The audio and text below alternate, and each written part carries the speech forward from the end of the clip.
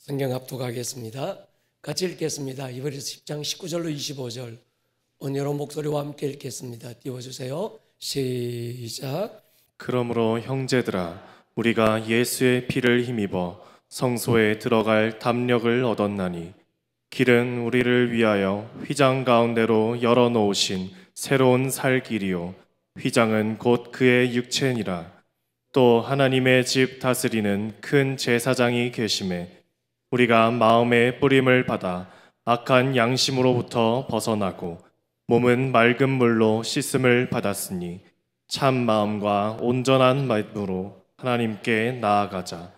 또 약속하신 이는 미쁘시니 우리가 믿는 도리의 소망을 움직이지 말며 굳게 잡고 서로 돌아보아 사랑과 선행을 격려하며 모이기를 패하는 어떤 사람들의 습관과 같이 하지 말고 오직 권하여 그날이 가까움을 볼수록 더욱 그리하자.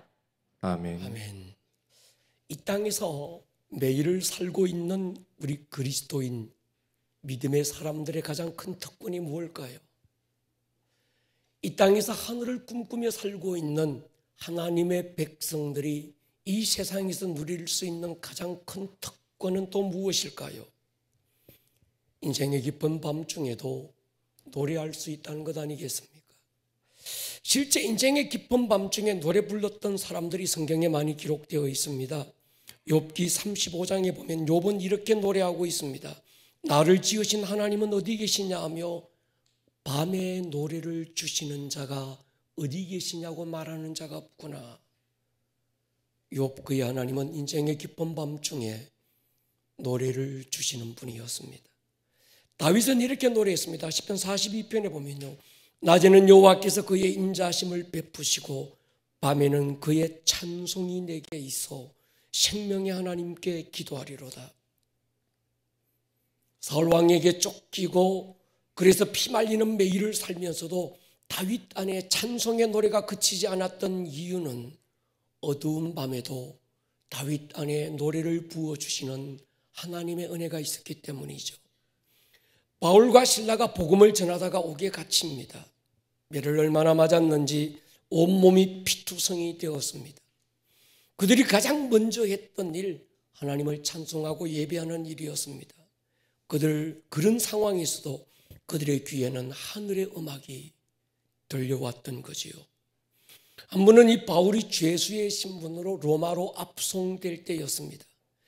유라굴로라는 큰 광풍 만나서 모든 사람들이 죽게 된 절망적인 상황에 놓였을 때 바울이 이렇게 선포해요.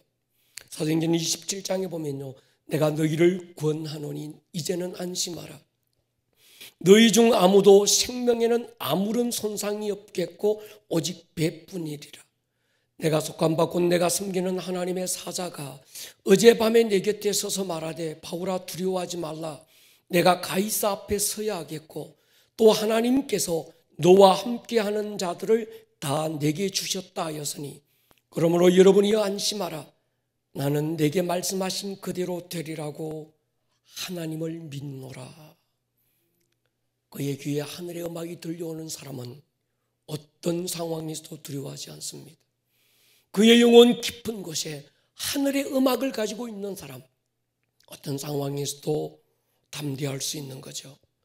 바벨론의 대왕 느부갓네살 때 사드락 메삭 아벳느고라는 세 명의 풍은 아들이 있었습니다. 왕이 만든 신상에 절하지 않는다는 이유 하나로 7배나 뜨거운 풀무불에 던져지게 되지요.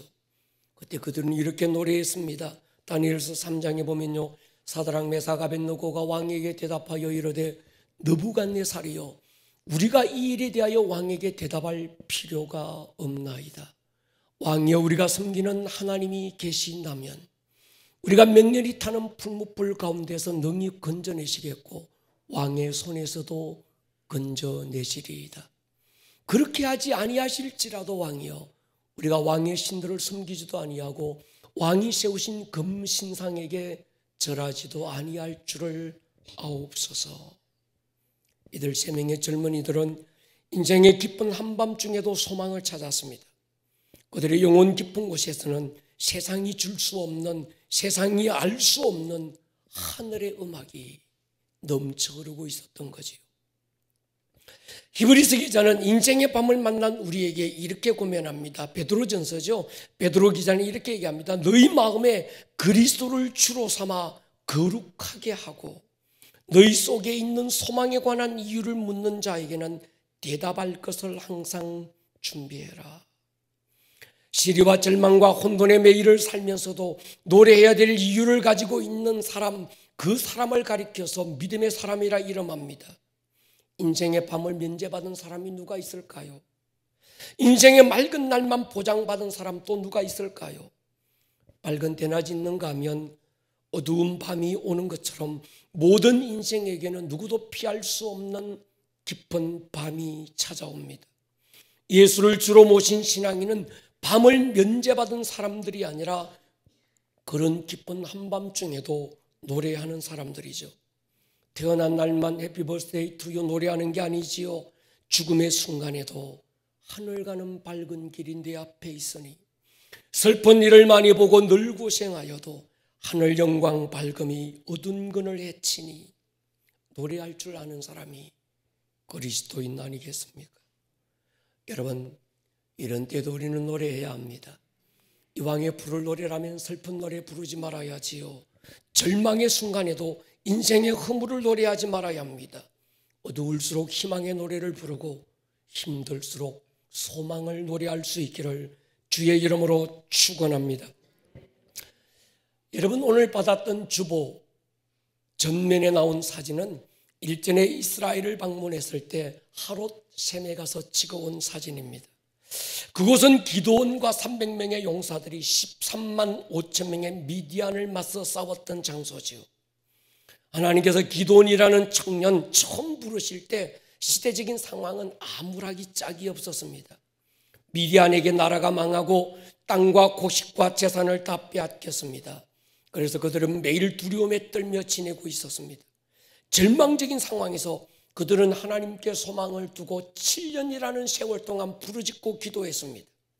7년을 매일같이 부르짖었는데도 하나님의 응답이 보이지 않았어요. 모든 소망이 깨어지고 체념 속에 있을 때 하나님은 기드온이라고 하는 한 청년을 찾아갑니다. 큰 용사여, 하나님이 너와 함께 계시다. 내가 너를 통해 이 백성을 미디안 손에서 구원하리라. 사실 그때 이 기드온은 큰 용사가 아니었습니다. 미디안의 횡포에 두려워서 포도줄 틀 속에 숨어서 밀을 찾아가고 있는 찌질이 가운데 한 사람이었습니다. 찌질이도 최고의 레전드 하나님이 함께 하시면 나라를 구하는 큰 용사가 된다는 게지요. 바람에 흔들리는 갈대 시몬도 하나님이 함께 하시면 반석이 됩니다. 광야에 나디를 물던 막대기가 하나님의 손에 잡히니까 그때부터 하나님의 지팡이라 이름하게 되고 하나님의 지팡이가 되는 순간에 홍해를 가르고 반석을 쳐서 샘을 솟게 했습니다. 내가 누구냐보다 더 중요한 게 있습니다. 누구의 손에 잡혔느냐라는 거지요. 우리는 나 자신에게서 소망을 찾는 사람들이 아닙니다. 우리의 소망은 예수 그리스도 그분입니다. 하나님이 기드온을 찾아왔을 때 기드온이 이렇게 대답해요. 사사기 6장에 보면요 15절이죠. 그러나 기드온이 그에게 대답하되 오 주여 내가 무엇으로 이스라엘을 구원하리이까?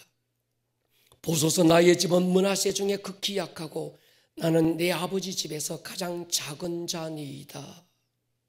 주어진 현실 앞에서 소망이 깨어지고 기대가 무너지고 나니까 하나님을 원망하고 인생을 넋두리 합니다. 하나님 사람 잘못 보신 것 같습니다. 내 집은 므낫세 지파 중에 가장 작고 그 가운데서 나는 가장 약한 자가 아닙니까? 이런 내가 어떻게 그런 큰 일을 감당할 수 있다고 생각하십니까? 하나님 말도 안 되는 소리 하지 마십시오. 천에 하나 만에 하나 당신의 말이 사실이라고 한다면 내게 정표를 하나 보여주십시오. 그때 하늘에서 불이 떨어지고 기드온이 드렸던 예물을 불살라 버렸습니다. 그 불은 예물만 사른 것이 아니라 기드온 안에 있던 의심과 불안과 두려움의 모든 바이러스들을 태워버리고 말았습니다. 그때서야 기드온이 제단을 쌓고 그 제단을 여호와 샬롬이라 노래했습니다. 여러분, 우리가 믿는 하나님은 절망의 골짜기에 희망의 무지개를 띄우는 분인 줄로 믿습니다. 이런 인생의 어두운 터널을 지날 때 우리 믿음의 사람은 귀를 열고 들려오는 주님의 음성에 민감해야 합니다. 광야를 지날 때 우리가 해야 될 일이 한 가지지요. 주님의 음성을 크게 듣는 것이고 과거에 매이지 않고 가나안의 비전을 크게 보는 겁니다. 광야를 지나는 사람들, 광야에서 묻히는 사람도 있지만 광야를 돌파하고 통과하는 사람이 있는데 광야를 통과한 사람의 공통점이 있습니다. 선택이 남달랐습니다. 어떤 상황에서도 그들은 소망을 선택했습니다. 어떤 조건 속에서도 사랑을 선택했고 믿음을 선택했고 하나님을 선택했습니다. 여러분, 잡초는 그냥 두어도 잘 자라요. 그런데 화초는 그냥 두면 자라지 않습니다. 절망은 선택하지 않아도 찾아오지만 소망은 믿음으로 선택하지 않으면 주어지지 않는 것입니다. 제가 살면서 지금까지 보니까 별로 중요하지 않는 건 그냥 찾아오더라고요. 근데 살아가면서 정말 중요한 건 내가 선택하지 않으면 찾아오지 않더라고요. 오늘처럼 이렇게 어둡고 지쳤을 때는 우리가 더욱 소망을 선택해야 합니다. 이런 때는 믿음을 선택해야 되고 사랑을 선택해야 됩니다. 위로부터 오는 좋은 것은 선택하지 않으면 주어지지 않는다고 하는 것이 믿음의 법칙입니다. 그래서 신명기에서 하나님은 하나님의 백성들을 이렇게 권면합니다. 같이 한번 읽겠습니다. 30장 19절입니다. 시작. 내가 오늘 하늘과 땅을 불러 너희에게 증거를 삼노라. 내가 생명과 사망과 복과 저주를 내 앞에 두었은즉 너와 내 자손이 살기 위하여 생명을 택하고. 하나님은 하나님의 백성들의 앞날에 희망도 절망도 함께 두었대요. 하나님은 하나님의 백성들의 앞에 생명도 사망도 함께 두었습니다. 어디를 가도 동으로 가도 서로 남으로 북으로 동서남북 어디를 가더라도 우리 앞에는 복이 있는가 하면 저주가 함께 있습니다. 그래서 하나님은 그의 백성들에게 하나님의 백성들은 생명을 선택해야 된다는 거예요. 동의하십니까? 여러분, 아무것도 선택하지 않는 것도 결국 선택입니다.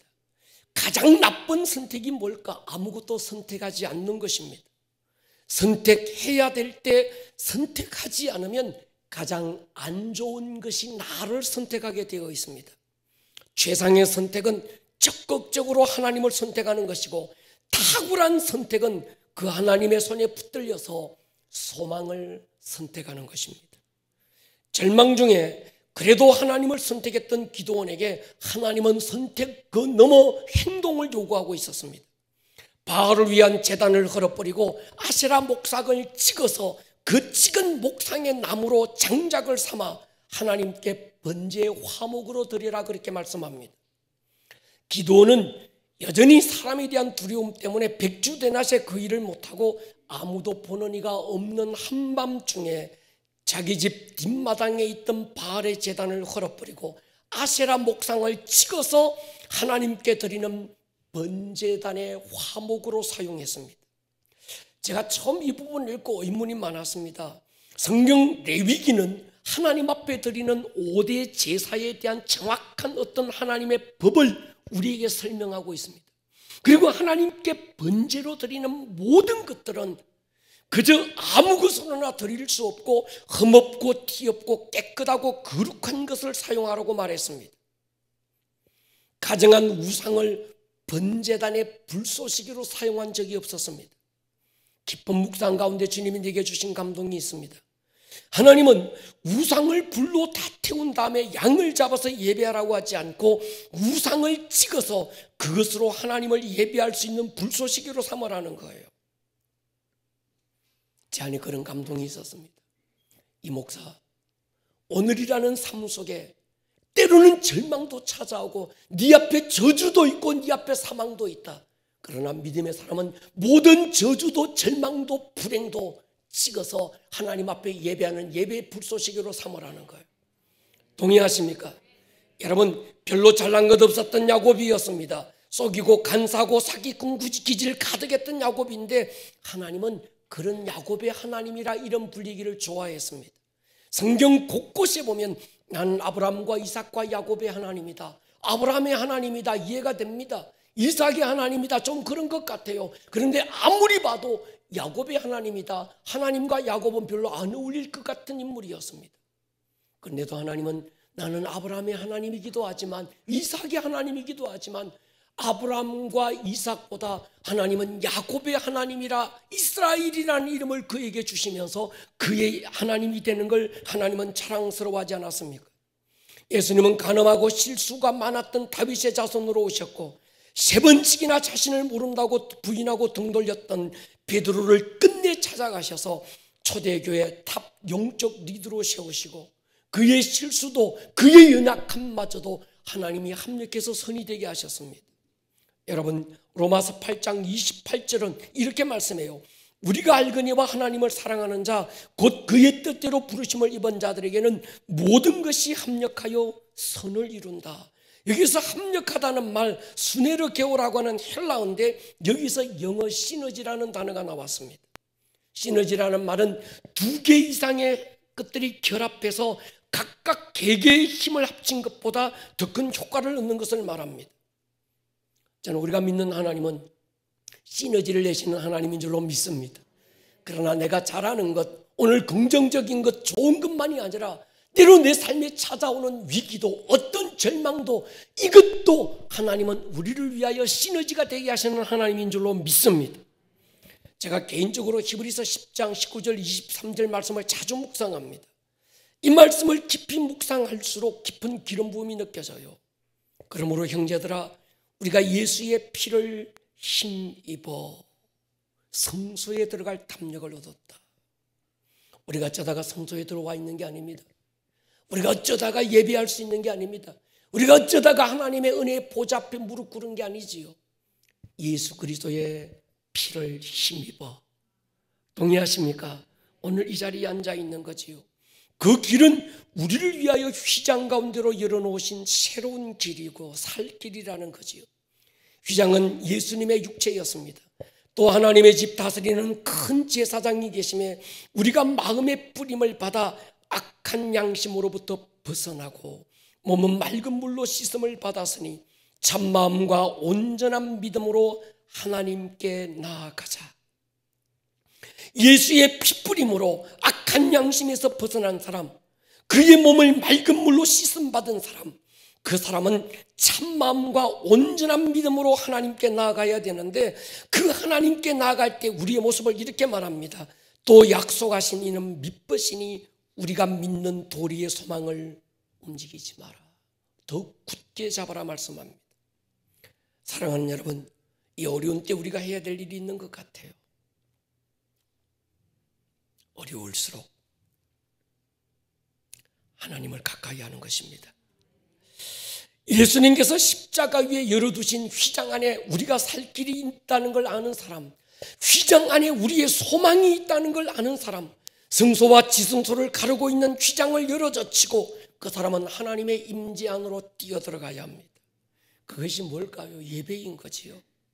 예배를 통해 주님께 한 걸음 더 가까이 다가갈 때 소망이 분명해지는 거지요. 그러므로 여러분, 힘들다, 어렵다, 주어진 상황 때문에 예배가 소홀히 되지 않을 수 있기를 주의 이름으로 축원합니다. 저는 그렇게 생각합니다. 예배의 형태가 인터넷이든 아니면 함께 모여 예배당 안에서 드리는 예배든지 예배의 형태가 중요한 것이 아니라 어떤 예배라도 그 예배를 통해서 하나님의 임재 안으로 깊이 들어갈 수 있다면 저는 환경은 중요하지 않다고 생각합니다. 왜냐하면 예배의 본질은 환경이 아니라 하나님의 임재고, 그래서 우리가 인터넷으로 예배하면서도 하나님의 깊은 임재 안에 머물 수 있다면 인터넷으로 예배해야지요.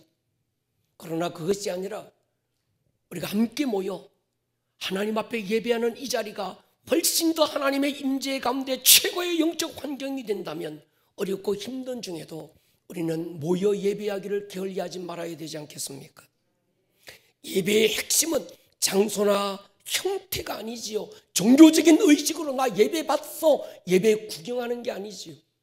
그 예배 현장에 주님이 찾아오셔야 되고, 하나님이 없는 예배가 무슨 예배가 될 것이며, 하나님이 받지 못하시는 제사가 어떻게 제사로 쓸 수 있겠습니까? 중요한 건 집중입니다.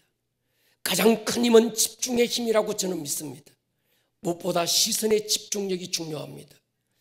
여러분, 우리가 잘 아는 베드로, 주님의 제자들이 갈릴리 바다를 항해하고 있었습니다. 인생은 일기예보가 없는 갈릴리 바다와 같습니다. 근데 어느 깊은 한밤중에 갑자기 풍랑이 몰아치기 시작했습니다. 깊은 한밤중에 몰아친 풍랑은 그들을 두려움에 사로잡고 말았습니다. 베드로는 두려웠어요. 배 밖에 나가면 죽는 것만 같습니다. 배 밖에서 한 발자국만 나가면 깊은 바다가 자기를 삼켜버릴 것만 같은 두려움에 사로잡혔습니다. 그래서 배를 붙들고 몸부림을 치고 있던 그때 물결을 밟고 오신 주님을 보았습니다. 주님이 보이는 순간에 그는 두려움이 사라졌어요. 그래서 주께 묻습니다. 주님, 나를 명하사 무리로 오라고 하십시오. 베드로야, 오너라. 주님이 보이는 순간에 모든 환경은 그대로고 여건은 여전히 똑같은데도 그는 배 밖을 뛰어나왔습니다. 그리고 담대하게 무리를 걷기 시작했습니다.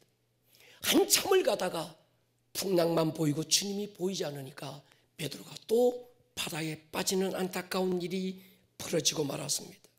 사랑하는 여러분, 저는 거리의 법칙을 믿습니다. 친밀함의 척도는 거리와 비례합니다. 예배와의 거리가 주님과의 실제 거리인 거지요. 말씀과의 거리가 천국의 거리 아니겠습니까? 내 마음에서 예배가 멀어졌다. 내가 하나님을 예배하고 있는데도 그 하나님이 내게서 느껴지지 않는다. 그만큼 주님과 거리가 멀어졌다는 사실을 부인할 수 없습니다. 우리가 정말로 두려워해야 될 것은 코로나의 위협이 아닌 거지요. 우리 마음속에 주님이 멀어져 가고 예배를 향한 열정이 식어지고 있고 주를 가까이 해야 되겠다는 마음의 갈망이 식어지고 있는 것, 이것이 가장 두려운 영적 환경이 아니겠습니까? 저는 다윗의 시편 가운데 27편을 정말로 좋아합니다. 우리 같이 한번 다윗의 고백에 대해서 읽어봤으면 좋겠습니다. 4절로 5절이죠. 같이 읽을게요. 시작. 내가 여호와께 바라는 한 가지 일, 그것을 구하리니 곧 내가 내 평생에 여호와의 집에 살면서 여호와의 아름다움을 바라보며 그의 성전에서 사모하는 그것이라. 여호와께서 환난 날에 나를 그의 초막 속에 비밀히 지키시고 그의 장막 은밀한 곳에 나를 숨기시며 높은 바위 위에 두시리로다. 아멘. 이 글은 다윗의 인생이 좋고 편안할 때 불렀던 노래가 아닙니다. 아무런 어려움도 없고 아무런 위기 상황도 없을 때, 그저 인생에 순탄하게 어떤 흘러갈 때 불렀던 노래가 아닙니다. 어쩌면 다윗의 인생에 가장 힘들었던 때, 가장 어려웠던 시기에 불렀던 노래가 바로 시편 27편입니다. 다윗은 그 어려운 때에 하나님의 품을 파고들어요. 그는 사람 찾아가지도 않습니다. 군대가 떼거리로 몰려와서 전쟁을 일으키고 대적 원수가 자기의 살을 먹으려고 지금 막 달려들고 있는 그런 상황에서 그는 상황을 보지도 않습니다. 다윗은 원띵 오직 한 가지만 생각합니다. 그의 한 가지 소원은 하나님의 집에 사는 거였습니다. 그리고 하나님의 아름다움을 집중하고 보고 있고 그분을 사모하는 그것 하나가 다윗의 기도였습니다. 그 하나의 소원이 다윗을 다윗되게 했고 모든 어려움을 이기게 했고 소망을 끝까지 붙들 수 있는 힘이 되었습니다. 어렵고 힘들수록 다윗은 하나님의 손을 잡고 함께 춤추고 노래했던 사람이 다윗이죠. 우리가 좋아하는 에스더 보십시오. 나라가 위기를 만났습니다. 그런데도 그의 관심은 위기를 만난 상황에 집중하는 것이 아니라 왕 한 사람에게 집중합니다. 원수 하만에게 집중하지 않습니다. 에스더는 오직 원띵 한 가지, 어떻게 하면 내가 왕을 기쁘게 할 수 있을 것인가? 왕의 입가에 미소 짓게 할 수 있는 게 무엇일까? 왕과의 거리를 놓치지 않기 위해서 최선을 다합니다. 왕이 에스더에게 나라의 절반이라도 주겠다고 하지만 그의 관심은 어떤 포상에 있지 않았습니다. 몇 번씩이나 왕에게 간청을 하지요. 폐하, 내가 다시 한번 왕 한 분만을 위하여 잔치를 준비할 것입니다. 그때 왕은 오셔서 기뻐해 주시는 것 그거 하나만, 왕이 나에게 줄 수 있는 최고의 포상입니다. 에스더의 노래였습니다.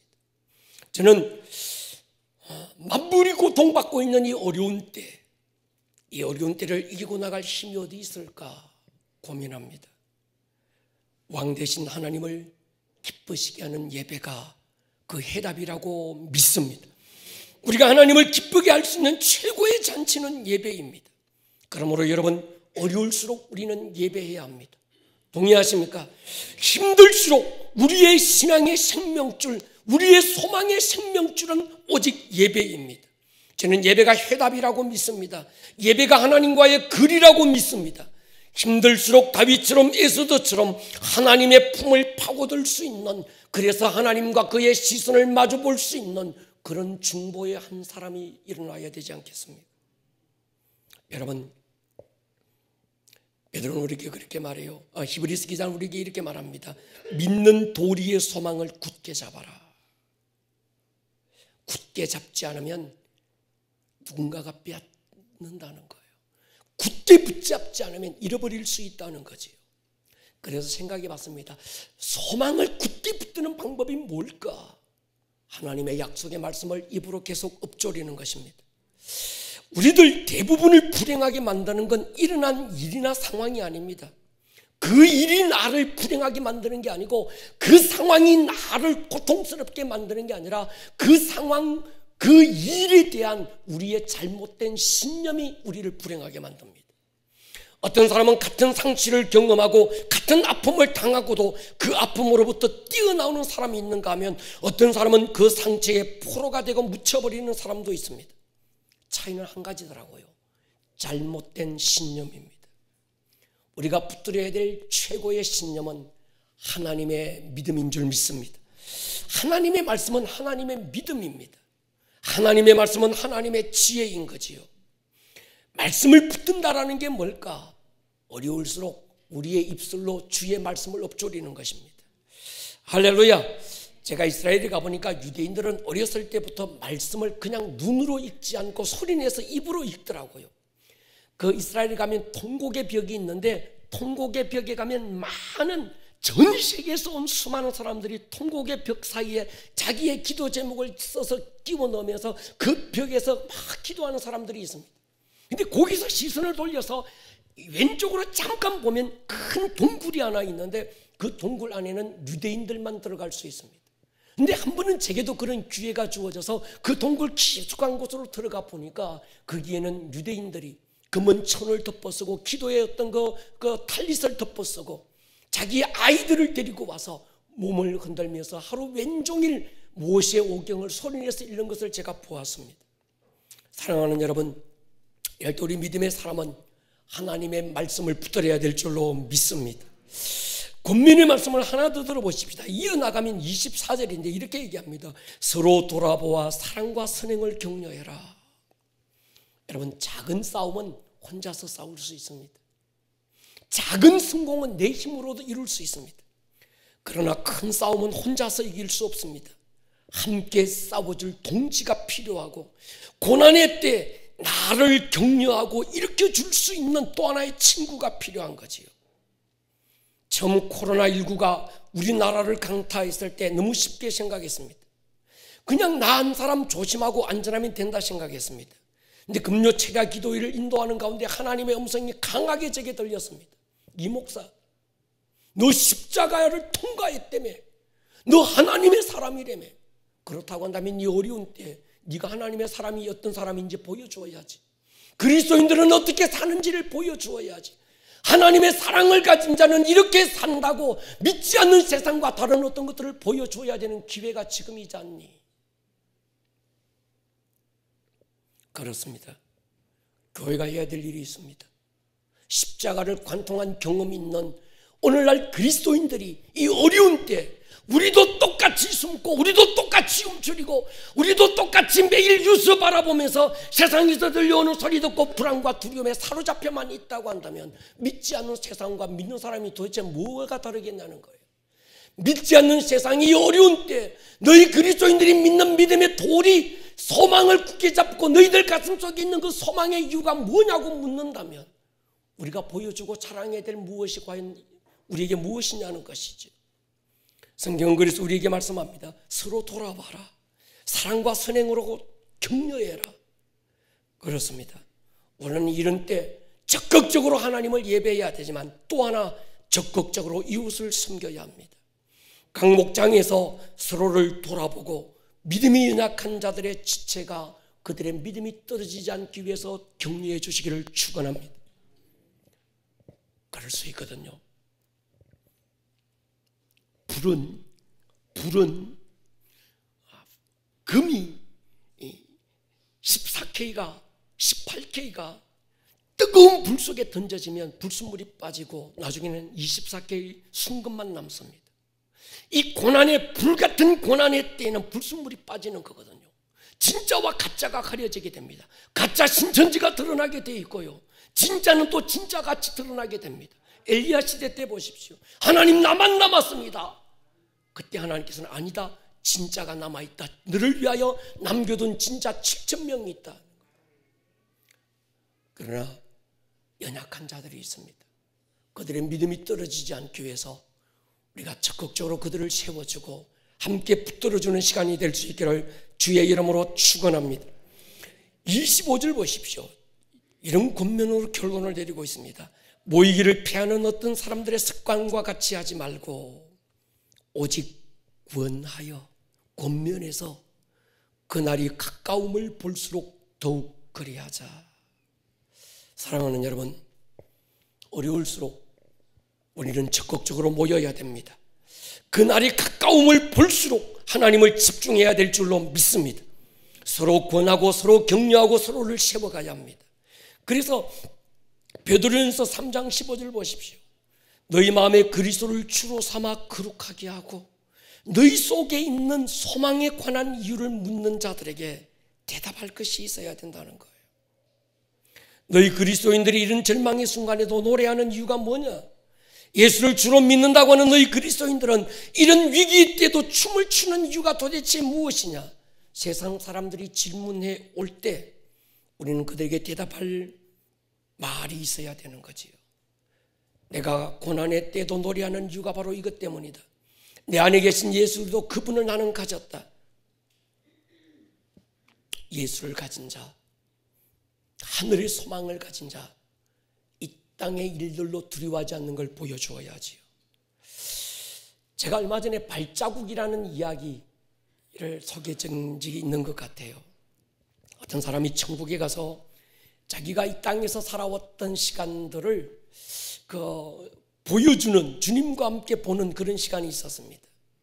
처음에는 주님과 자신 두 사람의 발자국이 모래 위에 찍혔는데 어느 순간에는 주님의 발자국만 남는 걸 보게 됩니다. 그래서 주님께 여쭈었어요. 주님, 두 사람의 발자국이 찍혔는데 자세히 보니 한 발자국은 주님의 발자국이고 한 발자국은 나의 발자국인데, 근데 자세히 보니까 어느 순간에는 나 혼자 발자국만 남긴 걸 내가 보았습니다. 근데 그때가 어떤 때인가 생각해 보니까 내가 가장 인생에 어려웠던 때, 절망의 때, 바로 그때인 걸 내가 깨달았습니다. 그때 주님은 어디 가고 계시고 저만 홀로 남겨두셨습니까? 그때 주님께서 말씀하시죠. 그 발자국은 너의 발자국이 아니라 나의 발자국이란다. 내가 너를 나의 등에 업고 그 시간을 지나왔단다. 그 시간이 지나서 어느 순간에 두 사람의 발자국이 이리저리 어지럽게 흩어져 있는 걸 보고 주님께 다시 여쭈었습니다. 주님, 이 시간은 제 인생에 가장 혼란스러웠던 시간들이었습니다. 그런데 주님과 저의 발자국이 이리저리 정신없이 흩어져 있었습니다.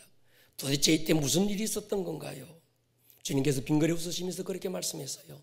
몰랐니? 그때는 내가 너의 손을 잡고 춤을 추고 스텝을 밟고 있었거든. 오늘은 뻔히 알고 있는 얘기 말고 다른 발자국 얘기를 한번 해드리고 싶습니다. 이분이 천국에서 또 하나의 발자국을 보게 됩니다. 두 사람의 발자국이 모래 위에 남겨졌는데 하나는 주님의 발자국이었고 또 하나는 자신의 발자국이더랍니다. 주님의 발자국은 어느 순간에도 흔들림 없이 일정하게 가는데 자기가 남겨진 발자국은 이리저리 어지럽게 흩어져 있었습니다. 어떤 때는 주님은 가시는데 자기는 혼자 멈추고 있고, 어떤 순간에는 주님은 직진하고 계시는데 자기는 유턴해서 돌아가고 있는 발자국도 있었습니다. 그런데 그렇게 어지럽던 자기 발자국이 시간이 지나면서 주님의 발자국을 닮아가기 시작합니다. 주님이 앞서가시면 그 뒤를 따라 폭폭을 맞추기 시작합니다. 그리고 어느 순간에는 주님 곁에 나란히 걷기 시작하는 때가 있었습니다. 진정한 주님의 친구가 되는 거지요. 근데 조금 더 시간이 지나면서 놀라운 사실을 발견하게 됩니다. 주님이 남기신 발자국에 자기의 발자국이 포개지기 시작하는 거예요. 큰 주님의 발자국 안에 자기의 조그마한 앙증스러운 발자국이 남게 되는 거지요. 주님 곁에서 나란히 걷는 수준을 넘어서 주님 안에 그가 들어가서 주님이 남기신 발자국에 자신의 발자국이 남겨지는 걸 보게 됩니다. 그런데 그렇게 얼마를 가다가 또 다른 변화를 경험합니다. 주님 안에 조그맣게 찍혔던 자기 발자국이 점점 커지기 시작하는 거예요. 그리고 어느 순간에는 주님의 발자국과 자기의 발자국의 크기가 똑같아졌습니다. 그만큼 성숙해진 겁니다. 또 얼마를 가다가 이상한 점을 또 발견하게 됩니다. 주님의 발자국에서 자기의 발자국이 뒤처지는 겁니다. 문제는 더 심각해졌습니다. 남겨진 발자국이 이리저리 흩어지고 어지러워지기 시작한 거예요. 그래서 이 사람이 주님께 여쭈어서요, 주님, 처음 내가 주님을 만나고 내 발자국이 어지러웠던 건 이해가 됩니다. 그때는 아름다운 동행을 막 끝내고 아직은 내가 믿음의 길 주님과 함께 어떻게 걸어가야 되는지를 배우지 못한 때였으니까요. 양육과정 제자훈련을 통해서 어떻게 주님과 함께 걷는지를 아름다운 꿈의 교회에서 잘 배워주어서 주님과 함께 옆에 나란히 걷는 법을 배웠습니다. 덕분에 내 작은 발자국이 주님 안에 들어가는 법을 배웠습니다. 주님께서 빙그레 웃으시면서 그래, 너 제대로 잘 이해하고 있구나. 그런데 주님, 시간이 지나면서 사역 훈련을 받고서는 작은 제 발자국이 주님 안에서 점점 자라는 걸 보았습니다. 이것은 제가 영적으로 성숙해져서 주님을 닮아가고 있다고 생각했어요. 주님께서 말씀했어요. 그래, 잘 알았어. 바로 그거란다. 그런데 주님, 최근에 실망스러운 일이 생겼습니다. 제 신앙이 퇴보라도 했는지 갑자기 발자국이 어지러워졌습니다. 모든 게 엉망인 듯해서 제 자신에게 급 실망하고 있습니다. 주님께서 환하게 웃으시더니 이렇게 말씀했습니다. 아들아, 몰랐니? 그건 말이야, 너와 내가 함께 춤을 추고 있었던 거란다. 왜 춤추지 않느냐 나무랄 이유가 없습니다. 음악이 들려와야 춤을 출 수 있습니다. 그 사람이 춤추지 못하는 건 그의 귀에, 그의 내면에 음악이 없기 때문입니다. 음악이 들려오는 사람은 언제라도 춤을 출 수 있는 거지요. 성도의 특권이 뭘까요? 어느 때에도 그의 내면에 하늘의 음악이 들려오는 사람 아니겠습니까? 그러기에 믿음의 사람은 어느 순간에도 그의 영성이 깊어지면 깊어질수록 처음에는 주님 곁에 나란히 걷다가 주님 안에 뛰어들어와 작은 발자국을 남기고 더 믿음이 성숙해지며 주님의 발자국만큼 커져갈 때 그걸 뛰어넘게 되면 주님 손잡고 함께 춤 수 있는 하늘의 노래를 부를 수 있는 사람들이 믿음의 영성의 고지가 아닐까요? 그러기에 빌립보 지하 감옥에서도 그 음악이 들려왔고 유라굴로 광풍이 몰아치는 지중해 한복판에도 그 음악은 그들에게 들려왔고 사자굴 속에서도 하늘 음악 멈추지 않았고 뜨거운 풀무불 속에서도 어쩌면 그 음악은 더 크게 들려오지 않았겠습니까? 아무도 없는 광야 한복판 메마른 곳에 던져져 보십시오. 믿음의 사람은 거기서도 하늘의 음악을 듣는 사람 아닐까요? 모든 국민들이, 모든 사람들이 깊은 절망과 암담한 오늘의 현실을 두고 내일을 절망하고 있는 수많은 사람들을 보게 됩니다. 제가 요즘은 뉴스를 안 봅니다. 보면 볼수록, 들으면 들을수록 마음의 불안함이, 두려움이 사로잡기 때문입니다.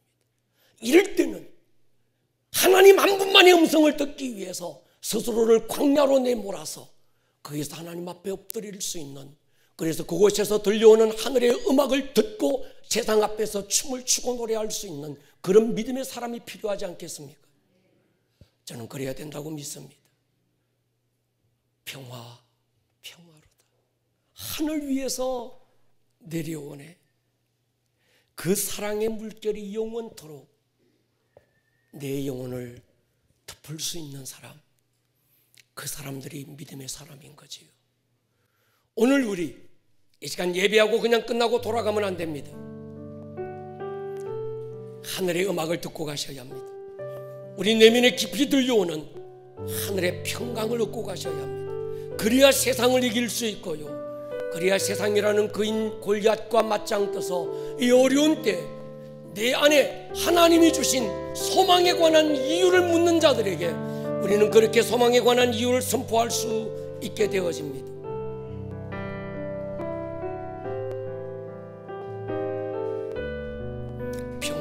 평화로다. 평화.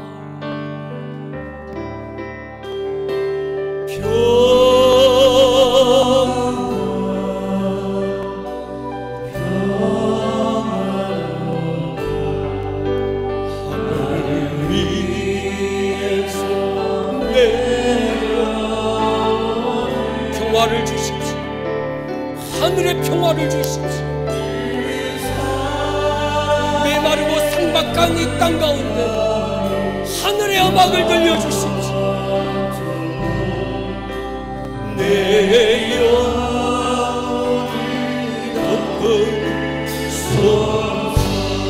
내 영혼의 그 깊은 데서 내 영혼의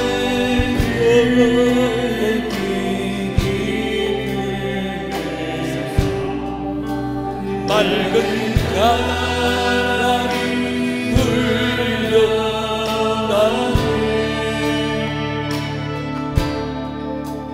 하늘 공조가 언젠가 올라와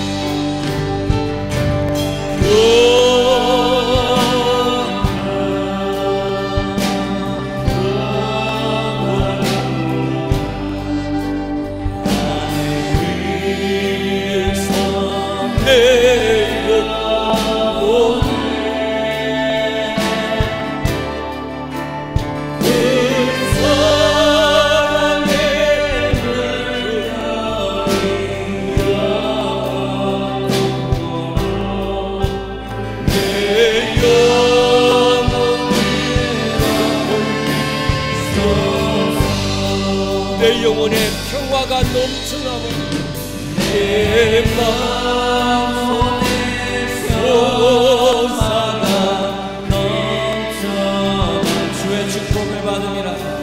주의 축복을 받음이라.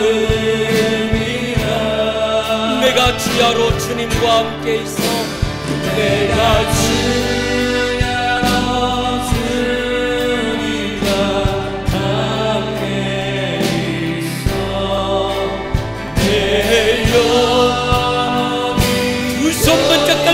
선포하십시오. 평화,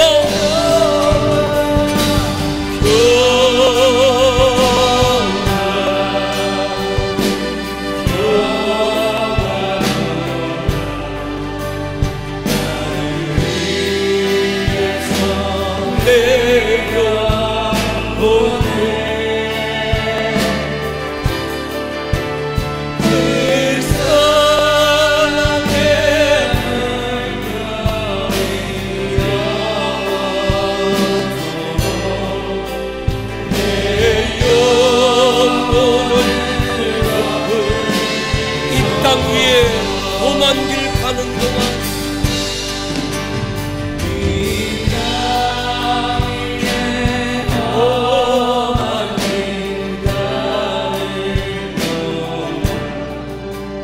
자네 평안한 어디가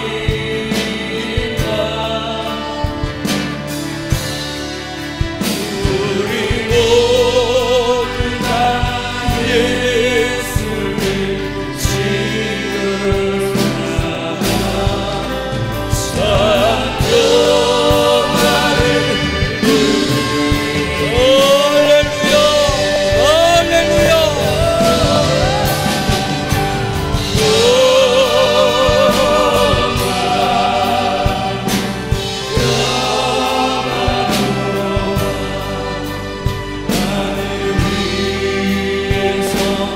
내려